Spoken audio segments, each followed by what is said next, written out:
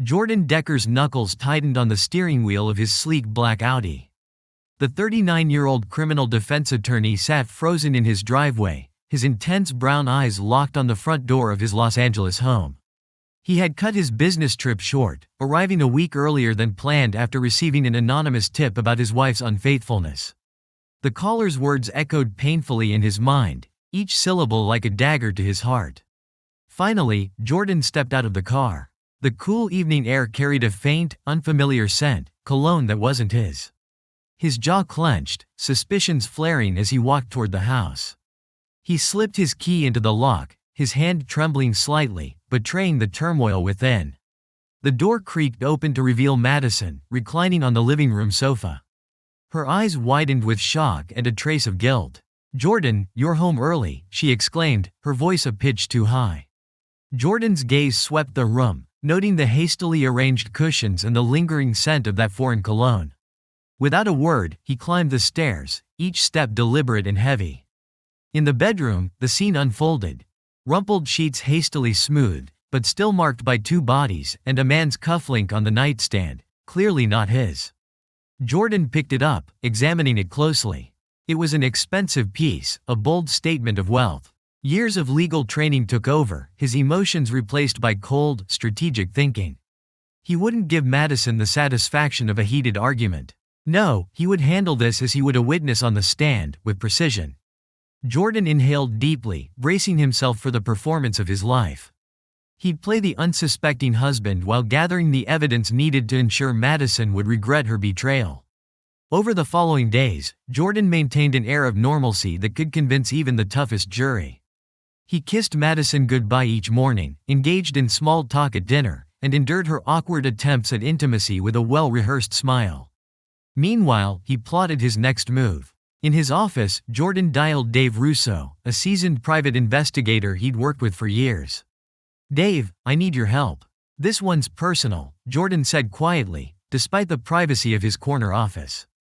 "I'm on it, Jordan. What's the case?" Dave responded. "Surveillance on my wife, Madison. I suspect an affair," Jordan admitted, the words tasting bitter. "Damn, I'm sorry, man," Dave said sympathetically. "I'll have her covered 24/7. With that set in motion, Jordan moved on to the next step. Disguised as a home security upgrade, he installed hidden cameras throughout the house. The irony wasn't lost on him, using skills sharpened over years of reviewing surveillance footage to catch his own wife cheating. As the days passed, Madison grew bolder in her deception. Working late, she'd say casually, giving Jordan a quick kiss before heading out in an outfit too provocative for a client meeting. Jordan played along, his facade of detachment intact. Later, he'd review the footage Dave sent, his expression hardening as he watched Madison and her lover, identified as Travis Cole, a junior associate at her firm, entering a hotel. At work, Jordan channeled his rage into his cases, becoming more ruthless in court. His colleagues noticed the shift, attributing it to professional ambition rather than personal strife.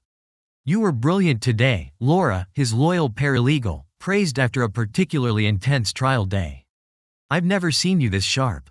Jordan managed a stiff smile. "Just doing my job, Laura. We can't afford to let up. Can you stay late to prepare for tomorrow's witnesses?" Laura nodded eagerly, always willing to put in extra hours for the firm's star attorney. As they worked late into the night, Jordan Decker found a small measure of solace in the familiar rhythm of case preparation, even as his personal life crumbled. The neon sign of O'Connor's bar cast a dull green glow over Jordan's face as he nursed a glass of bourbon. Across from him sat Marcus Graves, his best friend from law school and now a seasoned detective. This bar was their usual spot, a place where their professional worlds often blurred. "So, you're certain about this?" Marcus asked quietly, his voice laced with concern. Jordan nodded, sliding a manila envelope across the table. "See for yourself." Marcus opened it, his eyes widening as he scanned the photos of Madison and Travis. "Damn, Jordan, I'm so sorry, man." "Save it," Jordan replied, his voice cold. "I don't need sympathy. I need a plan." Marcus leaned back, studying his friend.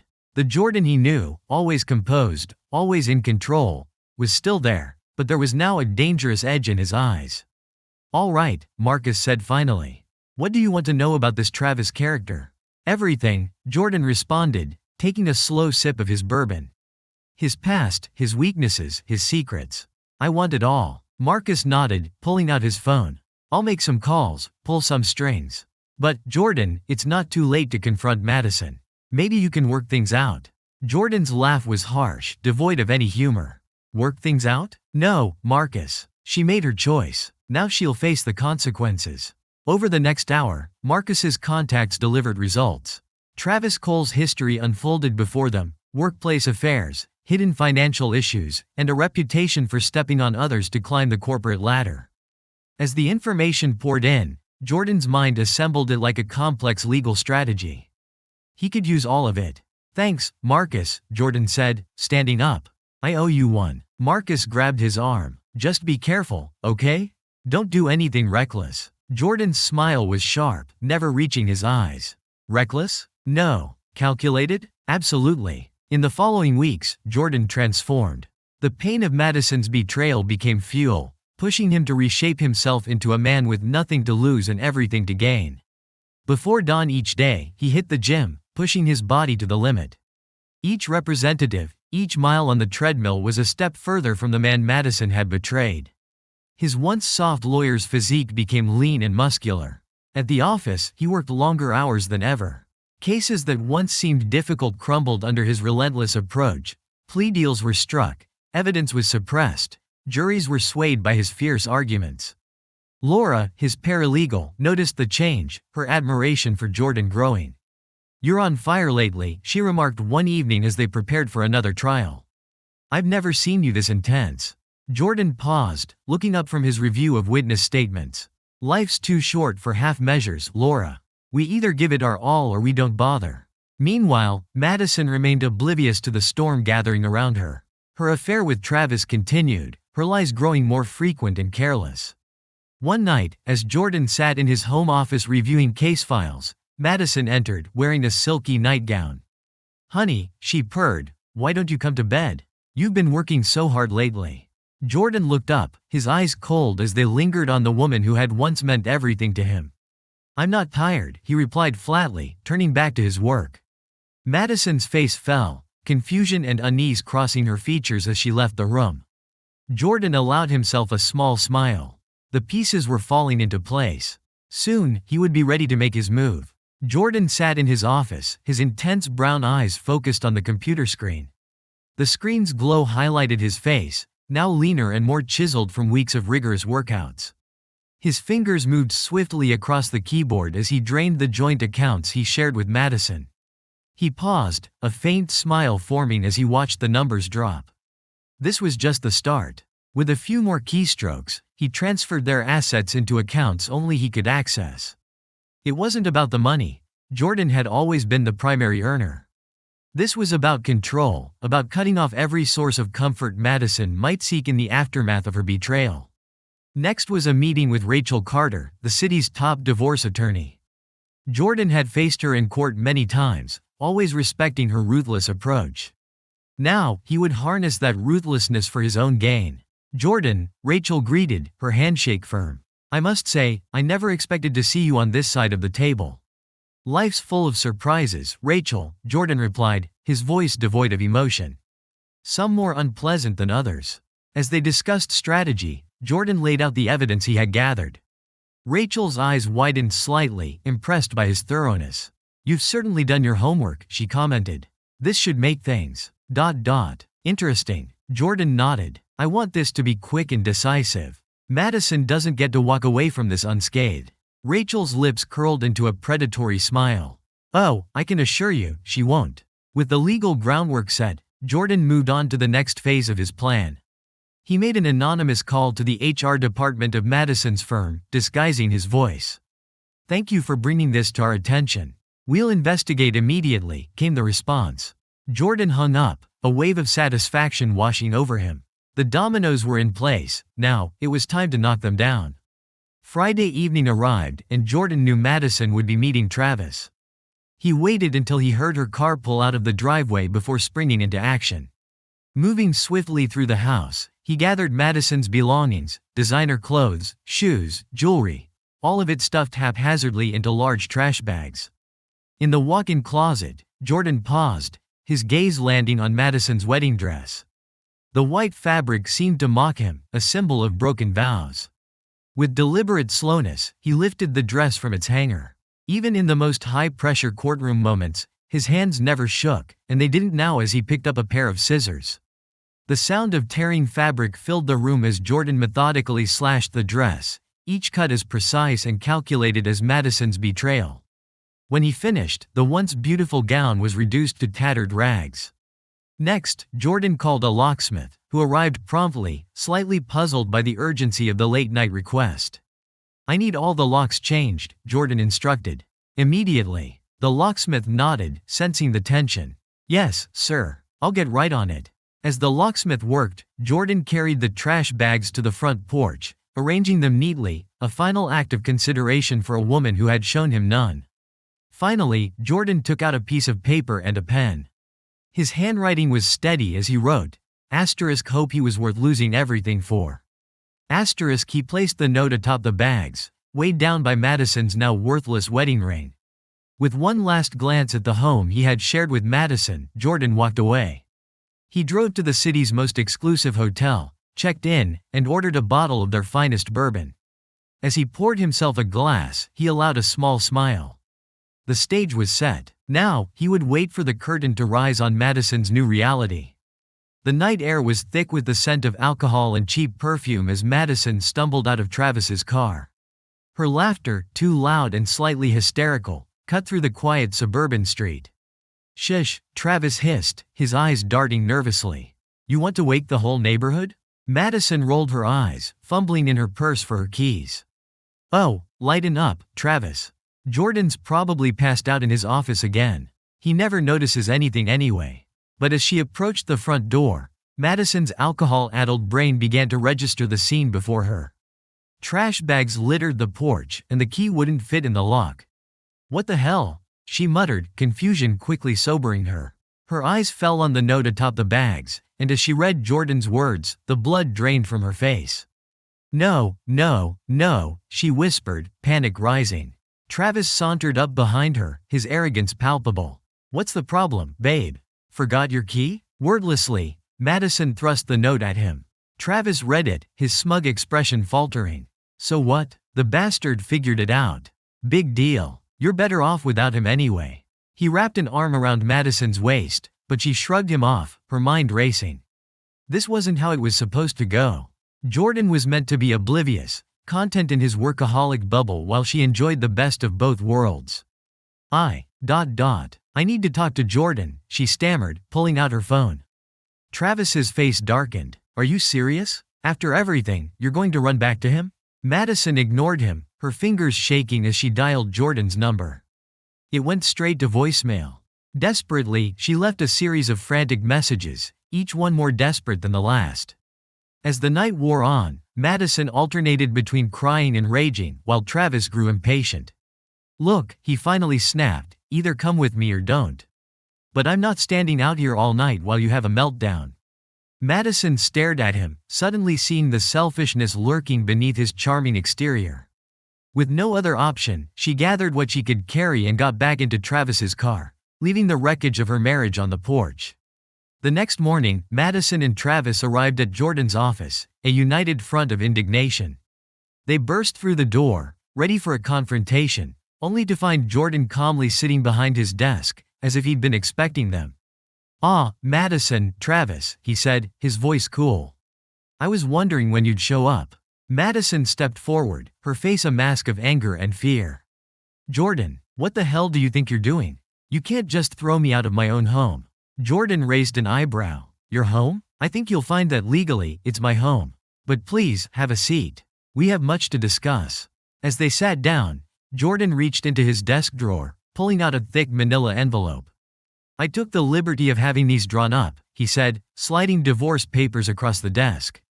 "I think you'll find everything in order." Travis leaned forward, his face flushed with anger. "Now wait just a minute. I wasn't speaking to you." Jordan cut him off, his voice sharp. "In fact, it's in your best interest to remain silent, Mr. Cole. Unless, of course, you'd like to discuss the ongoing ethics investigation at your firm." Travis's face paled, the implication clear. He slumped back in his chair, suddenly unsure of himself. Madison's eyes darted between the two men, realization dawning. You planned all this, she whispered. Jordan's smile was cold. I merely ensured that actions have consequences, Madison. Something you seem to have forgotten. As Madison flipped through the divorce papers, her shock turned to outrage. This is ridiculous. You can't expect me to agree to these terms. I'll ruin you, Jordan. I'll tell everyone what a cold, unfeeling bastard you are. Jordan leaned back, unfazed. By all means, Madison, feel free to try. But consider this. Who do you think people will believe? The respected attorney known for his integrity or the unfaithful wife caught in a tawdry affair with a junior colleague? He paused, letting the weight of his words sink in. Oh, and you might want to consider the potential legal consequences of making false accusations. I'd hate to add a defamation suit to these proceedings. Madison's face crumpled, the fight draining out of her. Beside her, Travis shifted, already calculating his exit strategy. Jordan stood, buttoning his jacket. I suggest you both take some time to review the documents. My lawyer will be in touch to schedule our next meeting. As Madison and Travis left the office, defeated, Jordan allowed himself a moment of satisfaction. The game had only just begun, and he intended to win. In the following weeks, Madison's carefully constructed world unraveled. News of the affair spread like wildfire, fueled by gossip and spite. At a charity event she once co-chaired, Madison found herself shunned. Friends who once adored her now turned their backs, whispering behind raised hands. Men who had flirted harmlessly now avoided eye contact, fearful of being associated with Madison's scandal. I'm so sorry, Madison, simpered Emily Thatcher, wife of Jordan's law partner. But I'm afraid we'll have to ask you to step down from the committee. We have a certain image to maintain, you understand? Madison nodded numbly, watching as Emily glided away to join a group of women who had once been her closest friends. She caught snippets of their conversation. Can you believe the nerve? Poor Jordan, he deserves so much better. Meanwhile, Travis was facing his own fall from grace. The ethics investigation at their firm had gained momentum, fueled by anonymous tips and suddenly loose-lipped colleagues. Mr. Cole, the head of HR said gravely, we've uncovered some discrepancies in your expense reports, and there are multiple complaints of inappropriate behavior. I'm afraid we're going to have to suspend you pending a full investigation. Travis's face, once smug and self-assured, now showed the strain of a man watching his career implode. This is ridiculous, he blustered. It's all a misunderstanding. I can explain everything, but his protests fell on deaf ears. As he was escorted from the building, Travis's mind raced. He needed damage control, and fast. The easiest target for blame was Madison. That evening, Travis arrived at his apartment to find Madison waiting, her eyes red-rimmed from crying. Travis, thank God you're here. I don't know what to do. Everyone's turned against me and Jord. Save it, Travis snapped, brushing past her. This is all your fault, you know? If you hadn't been so obvious, so careless, none of this would have happened. Madison recoiled as if slapped. My fault? You were the one who pursued me, who said we deserved to be happy. Travis laughed bitterly. Happy? Look around, Madison. Does this look like happiness to you? I'm about to lose my job. My reputation is in tatters, and for what? A middle-aged housewife having a midlife crisis? His words cut deep, each one a knife twisting in Madison's gut. She stared at him, seeing for the first time the true face of the man she had risked everything for.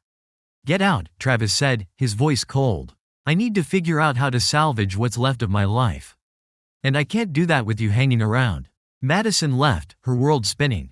She had lost her husband, her lover, her friends, and her social standing, all in the space of a few weeks. As she drove aimlessly through the city, she found herself parked across from the home she had once shared with Jordan. She watched as Jordan arrived home, looking fitter, more confident. As he entered the house, Madison was struck by a wave of longing for the life she had so carelessly thrown away. Making a sudden decision, she got out of her car and approached the house. Her hand trembled as she rang the doorbell. Jordan answered, his expression impassive as he took in her disheveled appearance. Madison, he said, his voice devoid of warmth. Madison broke down, years of pent-up emotions pouring out. Jordan, I'm so sorry. I made a terrible mistake. Please, can we just talk? Maybe we can work things out, start over? For a moment, something flickered in Jordan's eyes, perhaps a memory of the love they had once shared. But it was gone as quickly as it appeared, replaced by cool detachment. "There's nothing to work out, Madison," he said calmly. "You made your choices. Now you have to live with the consequences." "But I love you," Madison pleaded, reaching for him. Jordan stepped back, his voice firm. "No, Madison. You loved the idea of me, the successful husband who provided you with a comfortable life while you did as you pleased. But that's over now. You chose Travis, remember? I suggest you go back to him."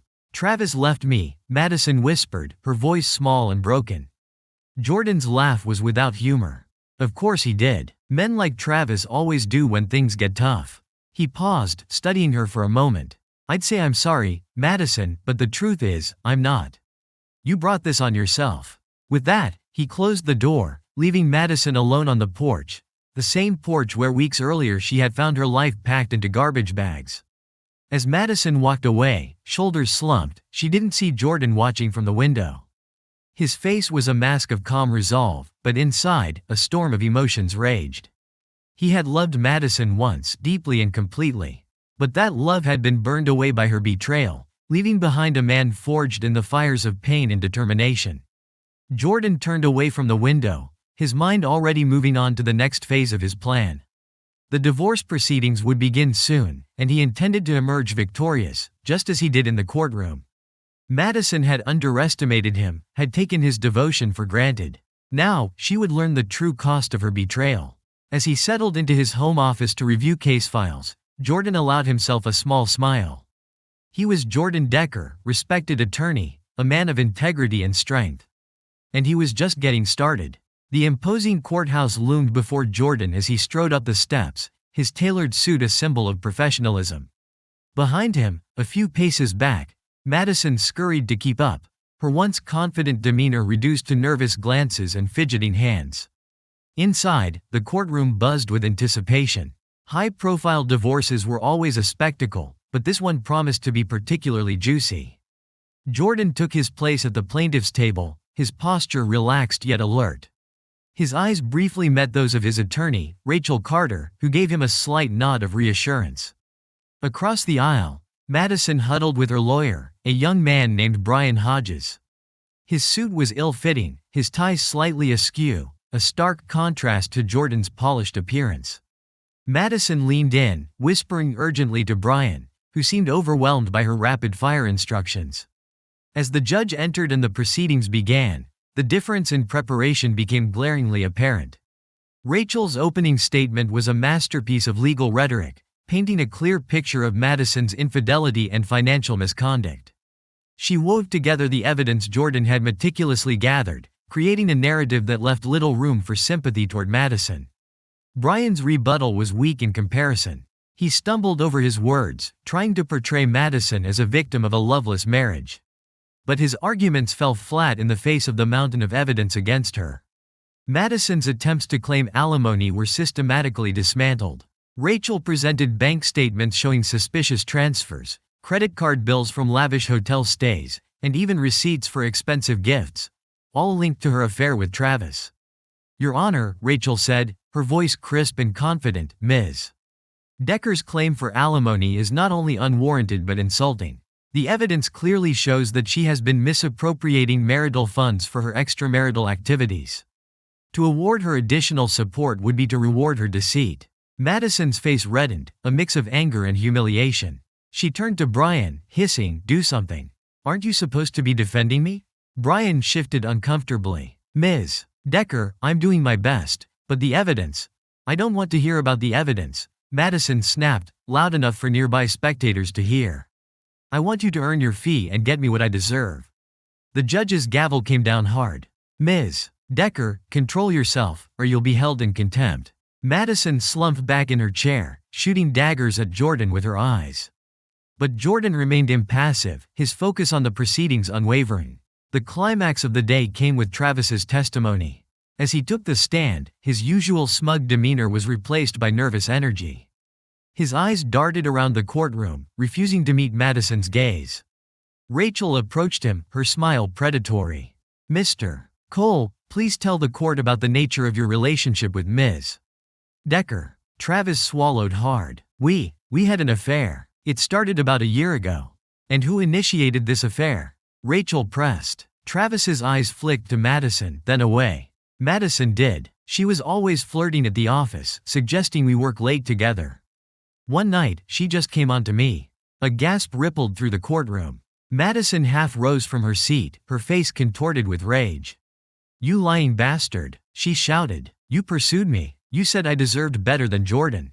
The judge's gavel came down again. Ms. Decker, this is your final warning. One more outburst and you'll be removed from this courtroom. As Madison sank back into her seat, Travis continued his testimony, painting her as the aggressor in their affair. He detailed how she'd encouraged him to falsify expense reports to cover their trysts and how she'd promised to leave Jordan for him. With each word, Madison's case crumbled further. By the time Travis stepped down from the stand, the sympathy in the room was palpable, not for Madison, but for Jordan, the wronged husband who had endured such betrayal. Throughout it all, Jordan remained a picture of composure. He had always been known for his unyielding resolve, and this day was no different. When it was Jordan's turn to testify, he spoke clearly and calmly, presenting his side of the story without embellishment or emotional appeal. He didn't need to play for sympathy, the facts spoke for themselves. As the day's proceedings came to a close, the outcome seemed all but certain. Jordan and Rachel exchanged satisfied glances, while Madison and her lawyer huddled in desperate conversation. Outside the courtroom, reporters clamored for statements. Jordan strode past them, offering only a dignified, no comment. Madison, on the other hand, tried to push her way through the crowd, her mascara streaked from tears of frustration. This isn't over, she shouted at Jordan's retreating back. You'll regret this, Jordan. I'll make sure everyone knows what kind of man you really are. But her threats fell on deaf ears. Jordan walked away, his head held high, knowing victory was within reach. As the divorce proceedings neared their conclusion, desperation clawed at Madison's insides. She paced the floor of her rented apartment, a far cry from the luxurious home she once shared with Jordan. Her phone pressed to her ear, she pleaded with her brother, Nathan Scott. Nathan, please, you have to help me. Jordan's going to take everything. Nathan's sigh crackled through the speaker. Madison, I told you when this all started. You made your bed. Why should I get involved now?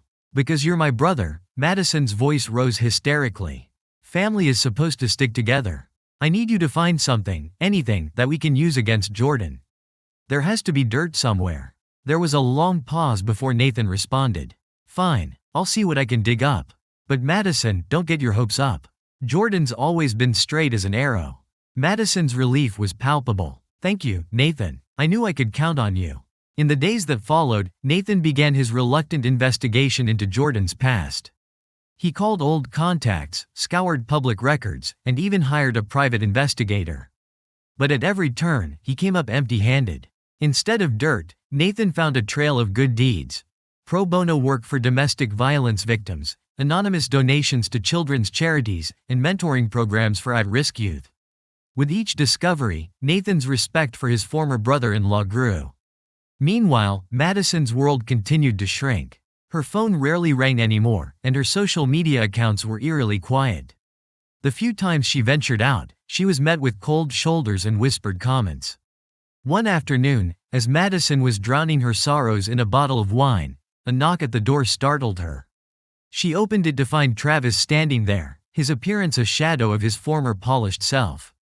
Madison, he said, his voice hoarse. Can we talk? She let him in, noting the desperation in his eyes.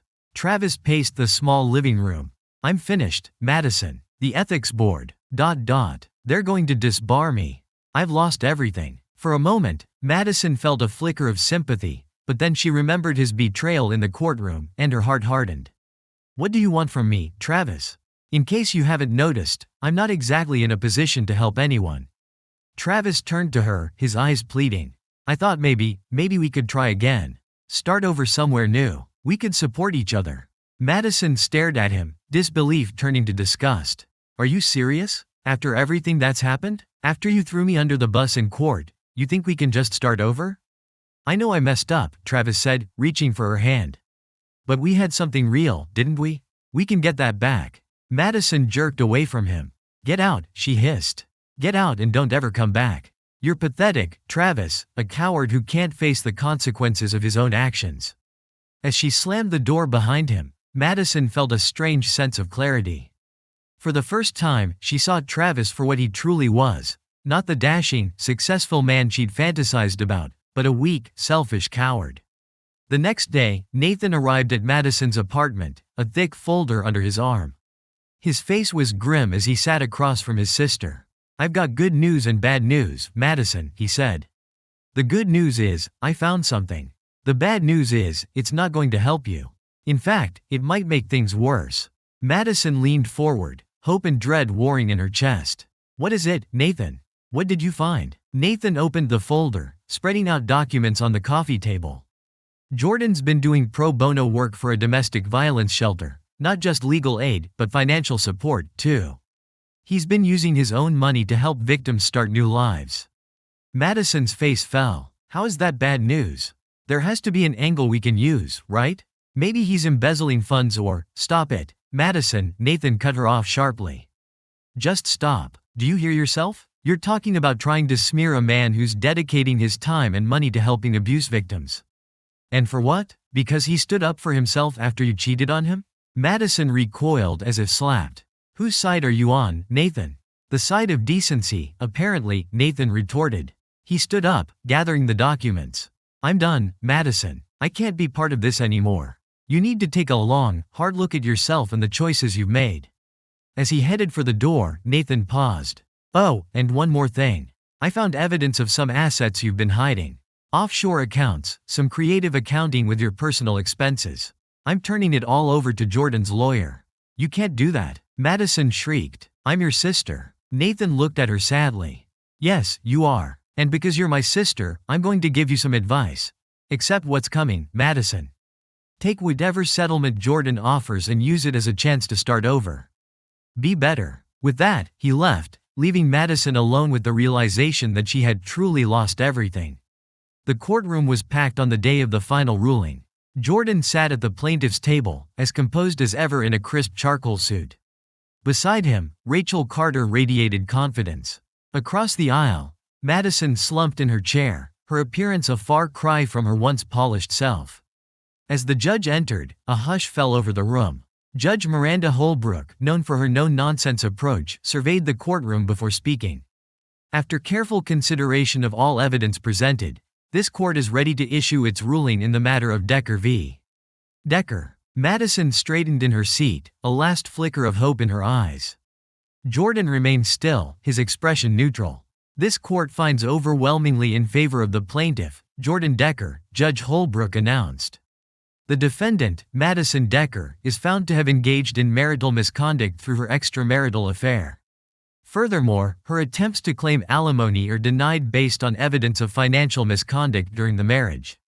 The judge continued, detailing the division of assets. With each pronouncement, it became clear that Madison was being left with little more than she had entered the marriage with. The judge's tone grew stern as she addressed Madison directly. "Mrs. Decker, this court takes a dim view of your actions, both during your marriage and throughout these proceedings.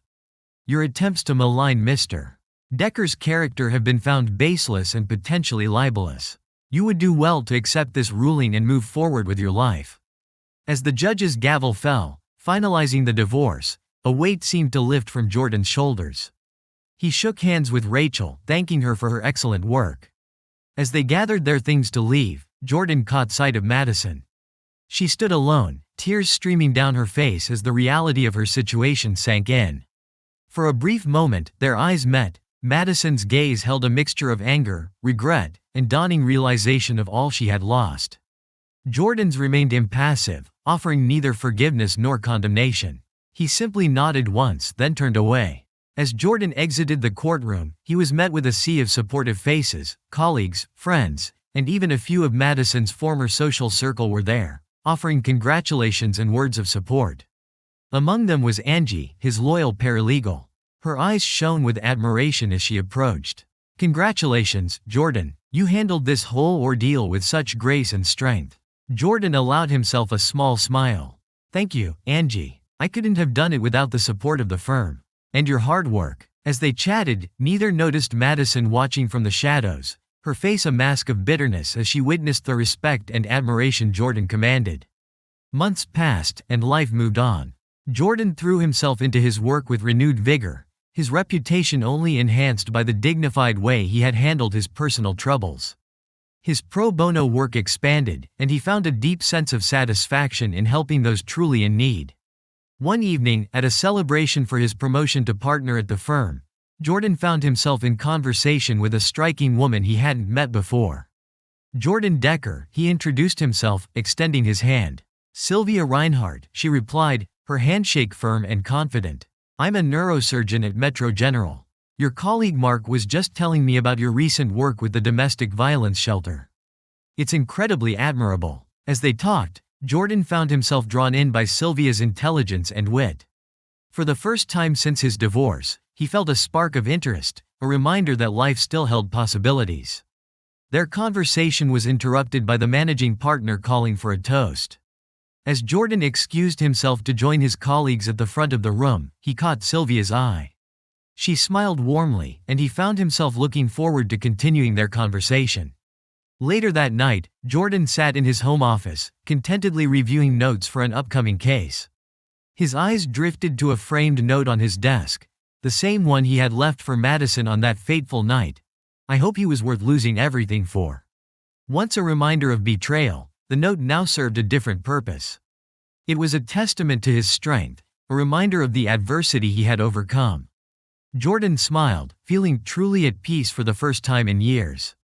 He was Jordan Decker, respected attorney, valued colleague, and a man who had faced betrayal and emerged stronger for it. As he turned back to his work, Jordan felt a sense of anticipation for what the future might hold.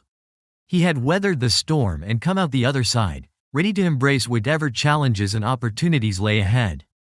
The chapter with Madison was closed. Now, it was time to write a new one. Epilogue. 5 years had passed since the dust settled on the Decker divorce, and the consequences of that tumultuous period continued to ripple through the lives of all involved. Madison Decker, once the picture of suburban success, now lived in a small, run-down apartment on the outskirts of the city. The meager settlement from her divorce had long since dwindled, frittered away on unsuccessful attempts to recapture her former lifestyle. Her days were spent working as a low-level administrative assistant at a local insurance company, a far cry from her previous role as a marketing executive. The social circle that had once fawned over her now treated her as a cautionary tale. Invitations to galas and charity events, once a staple of her calendar, had dried up entirely. On the rare occasions she ventured to her old haunts, she was met with cold shoulders and not-so-subtle whispers. Madison's attempts to rebuild her life romantically had been equally unsuccessful. Her reputation preceded her, and any potential partners quickly distanced themselves once they learned of her past. The loneliness of her new reality was a constant, bitter reminder of what she had thrown away. In her darkest moments, Madison would find herself staring at old photos from her life with Jordan, the weight of her mistakes crushing down on her. She even tried reaching out to him, a desperate email sent late one night, seeking forgiveness or at least closure. The response, polite but firm in its finality, made it clear that Jordan had moved on completely. The email remained unopened in her inbox, a digital reminder of the bridges she had burned. Travis Cole's fall from grace had been even more dramatic. Disbarred and blacklisted in the corporate world, he had been reduced to working as a telemarketer, his smooth talk now directed at selling dubious products to unsuspecting customers. The confidence that had once oozed from every pore was gone, replaced by a nervous energy that seemed to repel everyone around him. His attempts to reconcile with his family were met with skepticism and mistrust. His wife, who had initially stood by him, finally left when the full extent of his infidelities and financial misdeeds came to light. She had taken their children and moved across the country, leaving Travis with only supervised visitation rights. Travis's nights were often spent in seedy bars, drowning his sorrows and regaling anyone who would listen with tales of his former glory days. But as the years passed, even those stories began to ring hollow in his own ears. He had become a cautionary tale in legal circles, his name mentioned in ethics classes as an example of how quickly a promising career could be destroyed by poor choices. In stark contrast, Jordan Decker's life had continued on an upward trajectory. Now a senior partner at his firm, He had built a reputation as one of the city's most formidable attorneys. His pro bono work with domestic violence victims had expanded into a full-fledged foundation, providing legal aid and support to those in need. Jordan's personal life had blossomed as well. His relationship with Sylvia Reinhardt, the neurosurgeon he had met at his partnership celebration, had deepened over the years.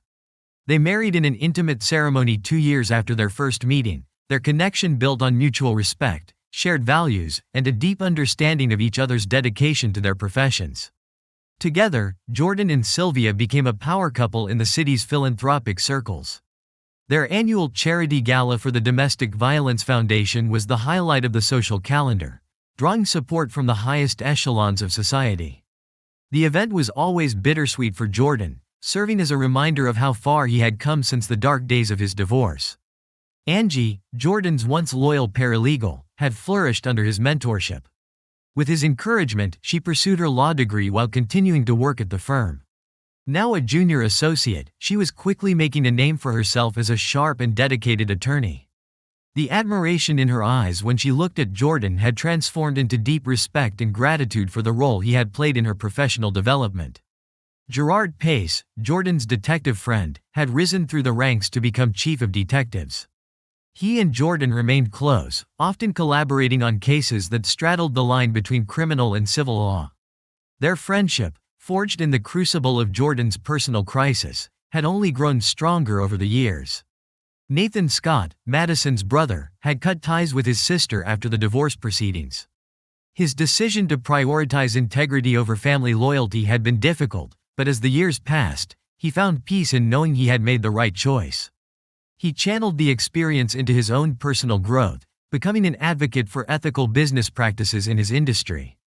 As for the framed note that had once sat on Jordan's desk, "I hope he was worth losing everything for," it had long since been retired to a box in the attic.